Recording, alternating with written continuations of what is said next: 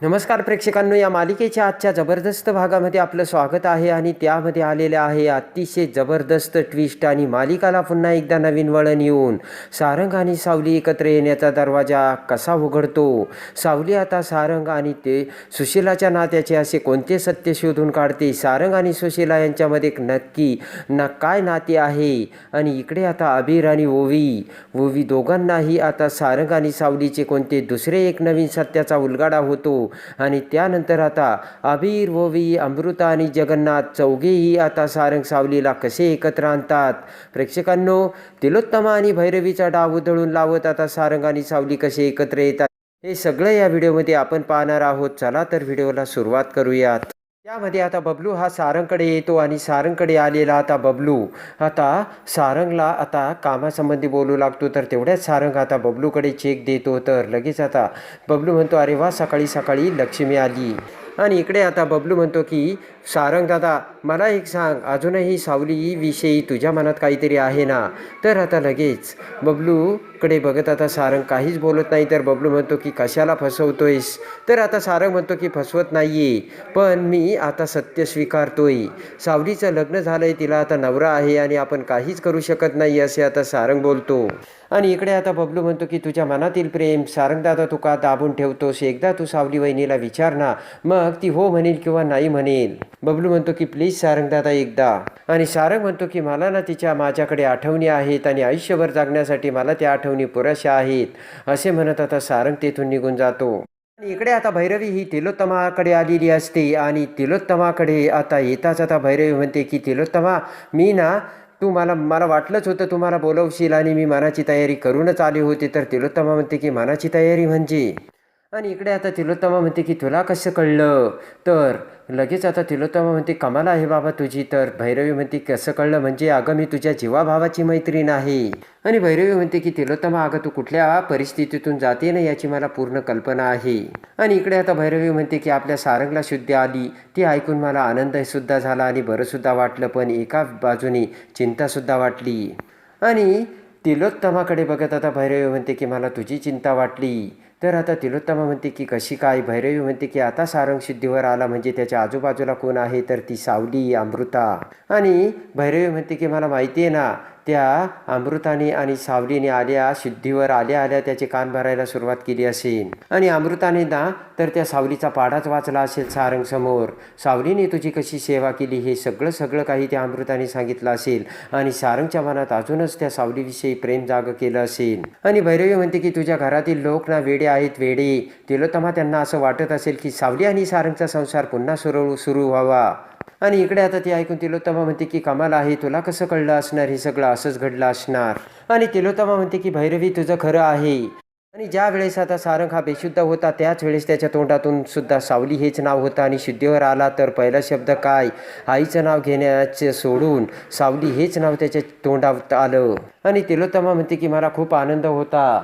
आनंद एवढा झाला होता की जेव्हा तो शुद्धीवर आला ना, मी पळतच त्याच्याकडे आला आणि तो धडपडत त्याचा तोलसुद्धा गेला होता. आणि तरीसुद्धा त्याला सावलीच हवी होती आणि त्याने सावलीला घट्ट पकडलं आणि पटकन त्याने सावलीचा हात धरला, जणू काही मी त्याच्यासाठी काहीच नाहीये. आणि भैरवी म्हणते की नाही तिलोत्तमा, हे चुकीचं आहे. एवढी वर्षे झाली तरीसुद्धा हा अजून तिच्याच प्रेमात पडलाय आणि त्याच गोष्टीचा मला किती त्रास होतोय ना भैरवी, ते मलाच माहीत आहे. आणि तू मला समजून घेशील अशी मला खात्री वाटत असल्याची तिलोत्तमा बोलते. आणि तिलोत्तमा म्हणते की भैरवी, आता मला काहीच कळत नाहीये, फक्त तूच यातून आता मला मार्ग दाखवशील.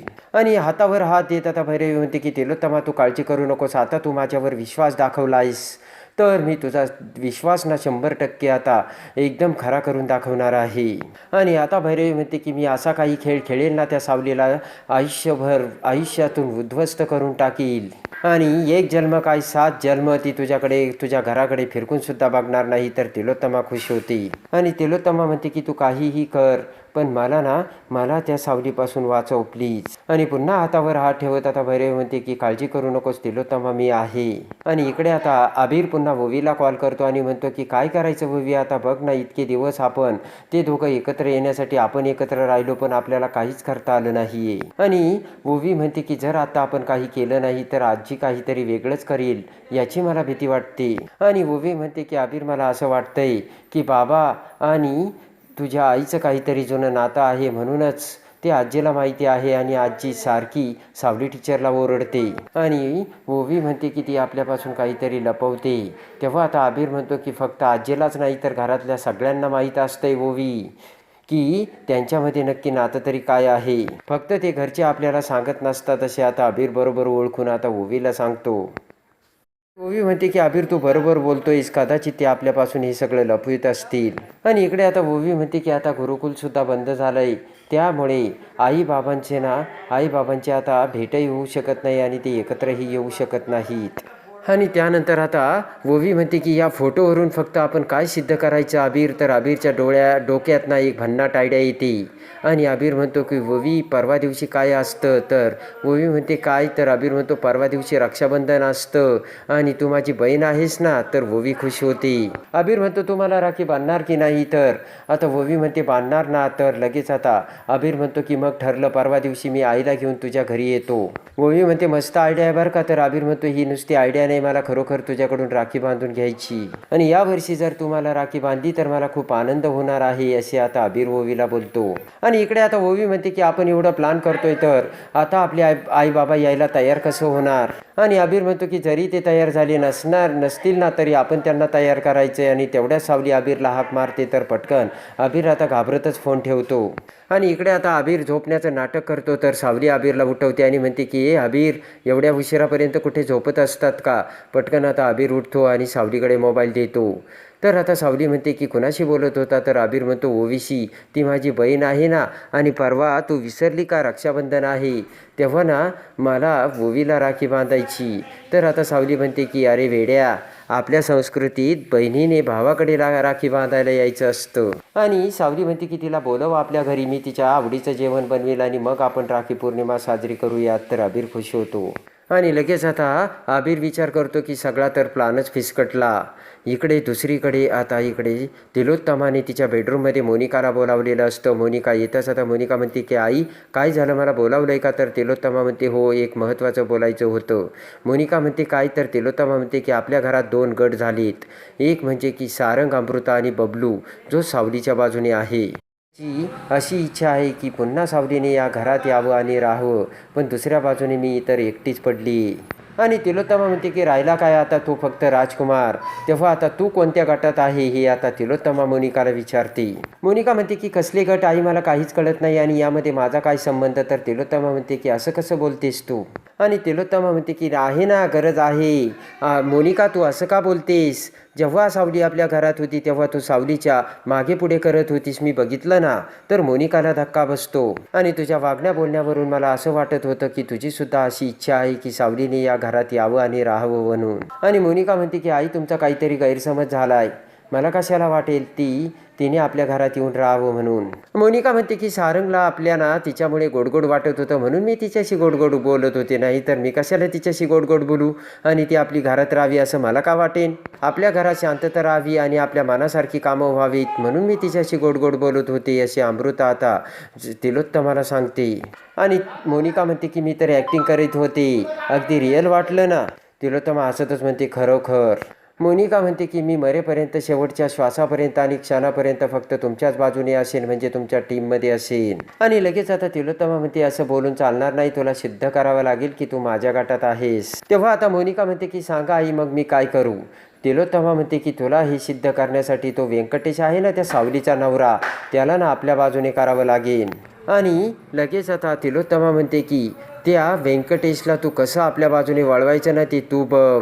आणि लगेच आता तिलोत्तमा म्हणते की एकदा का तो आपल्या बाजूने आला की मग त्या सावलीचं काय करायचं ना ते मी बघते. आणि मोनिका म्हणते की मी नक्की करील.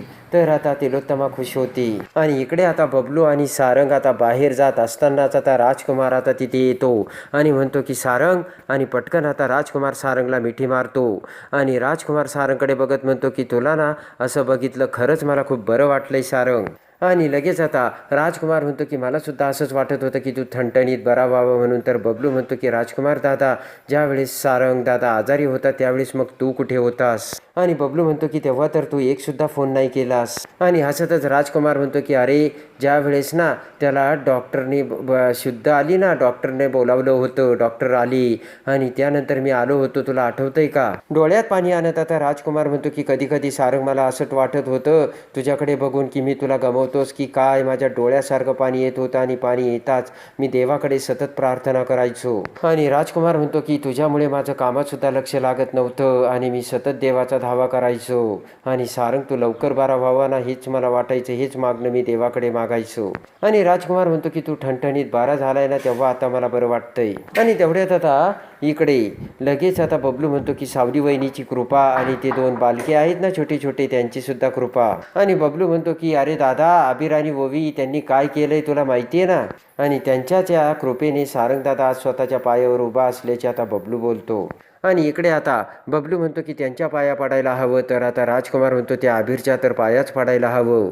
त्यानंतर राजकुमार म्हणतो की ज्या वेळेस आता आई सावलीला बोलली त्यावेळेस तुला काहीच कसं वाटलं नाही सारंग, आणि तू आईला का थांबवलं नाहीस? आणि राजकुमार म्हणतो की सारंग, अरे तू आज स्वतःच्या पायावर फक्त त्या सावलीमुळे उभा आहेस, हे तू आईला का नाही सांगितलंस? आणि राजकुमार म्हणतो की बबलू, तू तर त्या सावलीला भाऊ मानतोस ना, मग तुला नाही सांगता आलं का आईला की सावली बरोबर आहे आणि तुमची चूक आहे हे तुला नाही बोलता आलं का, असे राजकुमार बबलूला बोलतो. आणि तेवढ्यात आता बबलू बोलू लागताच आता सारंग म्हणतो बबलू थांब. आणि सारंग म्हणतो की दादा एक महत्त्वाचं काम आहे, मी जातो. आणि लगेच आता सारंग तिथून निघून जातो. आणि तेवढ्यात आता राजकुमार म्हणतो काही मदत लागली तर सांग सारंग. आणि तेवढ्यात आता राजकुमार विचार करतो की याच्या मनात अजून माझ्याविषयी रागच आहे की काय. आणि इकडे आता पळत पळतच ओवी ही अमृताकडे येते आणि अमृताला मिठी मारत म्हणते की काकू. तर आता अमृता म्हणते काय झालं ग ओवी? तर ओवी म्हणते की काळजी करू नकोस अमृता काकू, उद्या ना मला राखी बांधायला म्हणजे परवा मला राखी बांधायला अबीर आणि सावली टीचर येणार आहेत. आणि लगेच आता अमृता म्हणते कुठे? तर ओवी म्हणते की आपल्या घरी. अमृता ओवीला जवळ घेते आणि म्हणते काय तो बोललायस का तसा? आणि ओवी म्हणते की माझं ना त्याच्याशी फोनवर बोलणं झालं. तर अमृता म्हणते की काय म्हणाला तो? ओवी म्हणते की तो मला म्हणाला परवा राखी पौर्णिमा आहे तर तुम्हाला राखी बांधणार आहेस का? तर ओवी म्हणते की मी होकार दिला. आणि ओवी म्हणते की मग तो मला म्हणाला सावली टीचर आणि मी परवा घरी येतो. तर अमृता खुश होते. अमृता म्हणते ही तर चांगली गोष्ट आहे, पण मला एक सांग ना, ही गोष्ट तू घरातल्या कुणाला सांगितली का? तर ओवी म्हणते नाही नाही काकू, हे पहिल्यांदा मी तुला बोलले. आणि अमृता म्हणते की आपण ना सगळ्यांना सरप्राईज देऊ ना. ओवी कसं आहे ना, परवा सावली आणि आता अबीर घरी येणार आहे ना. तर आता लगेच आता ओवी म्हणते की पण आजीला चालेल का? तर अमृता विचारात पडते. आणि अमृता म्हणते की मला माहिती नाही, पण तू काळजी करू नकोस ओवी, सगळं काही आपण ठीक करू. तर आता ओवी म्हणते की अमृता काकू तुम्हाला सांग ना, आजी सतत सतत सावली टीचरला का रागवतेस ग? अमृता म्हणते की हे मला माहिती नाही, पण ओवी तू याचा सगळ्याचा विचार करू नकोस आणि तू यामध्ये पडू नकोस. अमृता म्हणते ओवी तू काही काळजी करायची नाही, काही जरी झालं तरी मी तुझ्या पाठीशी खंबीरपणे उभा असल्याची अमृता ओवीला बोलते. आणि इकडे आता तिलोत्तमा ही राजकुमारला बोलावते. राजकुमार येताच आता तिलोत्तमा म्हणते काय रे राजकुमार, तू आल्यापासून माझ्याशी ना धड बोलला सुद्धा नाही. आणि त्यानंतर आता तिलोत्तमा म्हणते की जाऊ दे राजकुमार, माझ्याशी नाही बोलला तरी चालेल, पण सारंगशी बोलला का? तर राजकुमार म्हणतो सकाळीच भेटलो त्याला आणि सकाळीच बोललो आणि त्याची तब्येत ना खूप ठणठणीत आहे. आणि तिलोत्तमा विचार करू लागते. तर राजकुमार म्हणतो आई काय झालं? तिलोत्तमा म्हणते काही नाही रे, सगळं पाहिल्यासारखं घडतंय असं मला वाटतंय. आणि तिलोत्तमा म्हणते की आपला सारंग मला वाटतंय पुन्हा त्या मुलीच्या प्रेमात पडायला लागलाय.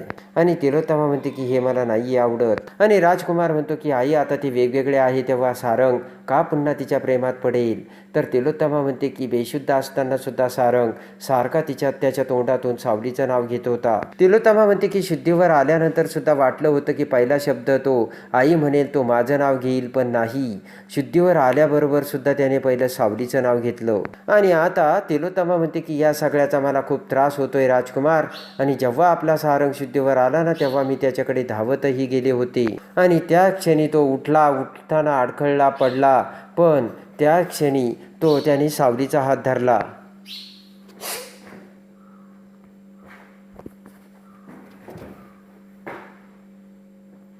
माझ्याकडे लक्षच नव्हतं त्याचं. सावलीने त्याला आधार दिला. एकमेकांच्या डोळ्यात डोळे घालून बघत होते दोघंही जण. आणि त्यावेळेस आता तिलोत्तमा म्हणते की त्याचं ना माझ्याकडे लक्षच नव्हतं. त्यावेळेस सावलीने त्याला आधार दिला आणि दोघेही एकमेकांच्या डोळ्यात डोळे घालून बघत होते. आणि आता तिलोत्तमाला ते आठवते आणि तिलोत्तमा म्हणते दुर्दैवाने त्या दिवशी सावलीच्या डोळ्यात मला त्याच्याविषयी प्रेम दिसलं. आणि तिलोत्तमा म्हणते की राजकुमार आपल्यासाठी ही खूप मोठी दुर्दैवाची गोष्ट आहे आणि मला असं वाटायला लागलंय राजकुमार की आपला सारंग आता माझ्या हातातून निसटतोय. आणि तिलोत्तमा म्हणते की याच गोष्टीचा मला खूप राग येतोय राजकुमार. तर राजकुमार म्हणतो कोणी बोलवलं होतं त्या सावलीला. तर तिलोत्तमा म्हणते की मीच बोलावलं होतं, कारण आमच्यामध्ये डील झालं होतं की सारंग शुद्धीवर आला तर तू या घरातून पुन्हा निघून जायचंस. आणि तिलोत्तमा म्हणते की आमचं ठरलं होतं की सारंग बारा झाल्यानंतर ती इथे दिसता कामा नाही. पण मला ना आता जरा काही वेगळंच वाटतंय राजकुमार. ॲक्च्युली तसं काही झालंच नाही असे आता तिलोत्तमा बोलते. आणि लगेच आता तिलोत्तमा म्हणते राजकुमार मला सुद्धा कळतंय तुझ्यासुद्धा मनात तिच्याविषयी कुठेतरी सॉफ्ट कॉर्नर आहे. आणि तिलोत्तमा म्हणते की कारण ज्या वेळेस मी तुला घराबाहेर काढत होते त्यावेळेस ती मध्ये पडली होती आणि तिच्यामुळे तू पुन्हा घरामध्ये आला होता, तेव्हा नक्कीच तुझ्या मनात तिच्याविषयी सॉफ्ट कॉर्नर आहे, बरोबर ना, असे तिलोत्तमा राजकुमारला बोलते. म्हटलेली असते की राजकुमार सरांच्या बाबतीत तुम्ही जे निर्णय घेतले ते योग्यच होते, पण राजकुमार दादांना खरोखरच आई त्यांच्या चुकाची आता प्रायश्चित्त करण्यासाठी त्यांना एक संधी मिळायला हवी. आणि ते सगळं आता राजकुमार आणि तिलोत्तमाला देखील आठवतं. तर राजकुमार म्हणतो की सावलीने सांगितलं पण तू होकार दिलात आणि तू मला आतमध्ये घेतलंस म्हणून मी आतमध्ये आई. आणि राजकुमार म्हणतो की त्या पुरीचा नाही तर माझ्यासाठी तुझा शब्द हा अंतिम असणार आहे आई. तर तिलोत्तमा आता ही राजकुमारकडे बघते. या घरात या तुझ्या प्रॉपर्टीत आणि तुझ्या आयुष्यात फक्त तुझा शब्द अंतिम असणार आहे.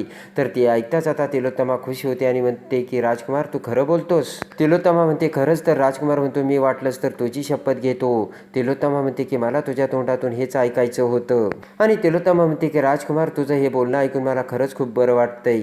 आणि तिलोत्तमा म्हणते की या घरात जर तू खरोखर माझ्या बाजूने उभा आहेस तर मला तुझ्याकडून एक मदत हवी आहे. तर राजकुमार म्हणतो कोणती, बोल नाही. आणि तिलोत्तमा म्हणते की सारंग मला त्या पोरीच्या प्रेमात पडताना दिसतोय आणि त्यासाठी तो तिला भेटायला जाणार, तो तिला लपून छपून भेटणारच. आणि ते मला कळालं तर त्याच्यात आणि माझ्यात पुन्हा वादविवाद निर्माण होणार आणि आपल्याला त्याच्यावर 24 तास पहारासुद्धा ठेवता येणार नाही. तेव्हा काहीही कर राजकुमार, पण तू सारंगचा विश्वास संपादन कर. तो कुठे जातोय, कधी जातोय, तो तिला कुठे आणि कधी भेटतोय हे सगळं तू बघ आणि हे सगळं तू मला येऊन सांग, असे तिलोत्तमा राजकुमारला बोलते. आणि तेवढ्यात आता राजकुमार म्हणतो की आई त्याचा विश्वास जिंकायचा म्हणजे तुझ्या विरोधात जायचं. तर तिलोत्तमा म्हणते की मग जा ना माझ्या विरोधात, वाटलंच तर माझ्याशी भांड. आणि इकडे आता राजकुमारकडे बघत तिलोत्तमा म्हणते की तू माझ्याशी प्रत्येक गोष्टीमध्ये माझ्या विरोधात आहे आणि तू माझ्याशी भांड. आणि जेव्हा त्याचा तुझ्यावर विश्वास बसेल ना तेव्हाच तो त्याच्या मनातलं तुला सांगेल, असे आता तिलोत्तमा बोलते. तिलोत्तमाने खेळलेला असतो तो भयानक डाव. तिलोत्तमा म्हणते की तू असा विचार कर आणि असं ठरव की तुला सुद्धा सावली या घरात हवी आहे आणि त्यासाठी तू माझ्या विरोधात आहे आणि सारंगच्या बाजूने आहे. आणि तिलोत्तमा म्हणते की राजकुमार तू वाटेल ते कर, पण काही जरी झालं तरी मला माझा सारंग हवा आहे. तर राजकुमार विचारात पडतो आणि राजकुमार तिलोत्तमाला होकार देतो. आणि इकडे आता राजकुमार हा आता मोनिकाकडे येऊन आता तिलोत्तमाने त्याला जे सांगितलेलं असतं तो मोनिकाला सांगतो. तर मोनिका म्हणते की आईने जे सांगितलं ना तू सुद्धा तसंच करायचं राजकुमार, आणि प्रत्येक वेळे क्षणाक्षणाला त्या सारंग आणि आईमध्ये भांडण झालं पाहिजे. तर आता लगेच आता राजकुमारला मोनिकाचा डाव पडतो. आणि इकडे आता ओवी ही बबलूकडे येते आणि लगेच आता ओवी म्हणते की बबलू दादा मला तुला एक सिक्रेट सांगायचं आहे जे मी माझ्या बाबाला सांगू शकत नाही आणि विचारू शकत नाही. तर बबलू म्हणतो की काय सिक्रेट आहे की जे तू तुझ्या बाबाला सांगू शकत नाही. तर ओवी म्हणते की बबलू दादा सावली टीचर आणि माझ्या बाबामध्ये अगोदरच आता असं कोणतं नातं आहे का आणि ते एकमेकांना ओळखतात का, त्यांच्यामध्ये असं काय आहे. तर आता बबलू टचकतो.